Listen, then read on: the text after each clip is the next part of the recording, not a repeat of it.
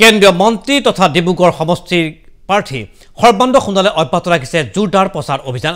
ডিব্ৰুগড় লোকসভা সমষ্টিৰ বিভিন্ন প্ৰান্তত সোণোৱালে চলাইছে মাৰথান প্ৰচাৰ। বৃহস্পতিবাৰে কাকপথাৰত দুখনকৈ নিৰ্বাচনী সভাত অংশগ্ৰহণ কৰিলে সৰ্বানন্দ সোণোৱালে। কাকপথাৰ টংগনা আৰু কৈলাশপুৰ অনুষ্ঠিত নিৰ্বাচনী সভাত উপস্থিত থাকে সৰ্বানন্দ সোণোৱাল।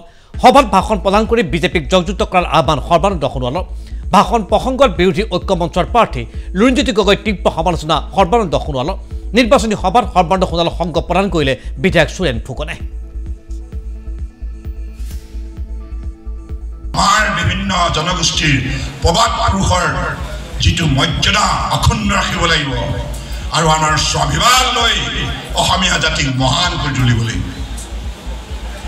গতিকে সেই দৃষ্টিভংগীৰে নৰেন্দ্ৰ মোদী ডাঙৰীয়াও ভাৰত ৰাষ্ট্ৰক বিশ্বগুৰু হিচাপে প্ৰতিষ্ঠা কৰাৰ যাত্ৰাত দৃঢ়তাৰে আগবাঢ়িছে সকলো জাতি জনগোষ্ঠীক লৈ। স্বৰ্গদেউ চাওলুং চুকাফাই 1000 বছৰ আগতে সকলো জাতি জনগোষ্ঠীক লৈ বৰসম নিৰ্মাণ প্ৰক্ৰিয়া আৰম্ভ কৰিছিল আৰু সেই মহান আদৰ্শৰে আমি অনুপ্ৰাণিত হৈ অসমৰ বুকুত থকা প্ৰতিটো জাতি জনগোষ্ঠী জনজাতি অজনজাতি সকলো অনুসূচিত জাতি সকলো পিছপৰা সম্প্ৰদায় মিলিত প্ৰচেষ্টাৰে এই যাত্ৰাক সফল ৰূপ দিবৰ বাবে আমিও আগবাঢ়ি আহিব লাগিব। মোৰ ভাল লাগিছে মটক মৰাণ দুটা জনগোষ্ঠীকে স্বায়ত্তশাসন পৰিষদ দিয়াৰ ক্ষেত্ৰত এই অভাজনৰ কাৰ্যকালতে আৰম্ভ হৈছে। ৰাঘৱ মৰাণক বীৰ ৰাঘৱ মৰাণক ৰাজ্যিক পৰ্যায়ত মৰ্যাদা দিয়াৰ কাম বিজেপি চৰকাৰ দিনতেই আৰম্ভ হৈছিল।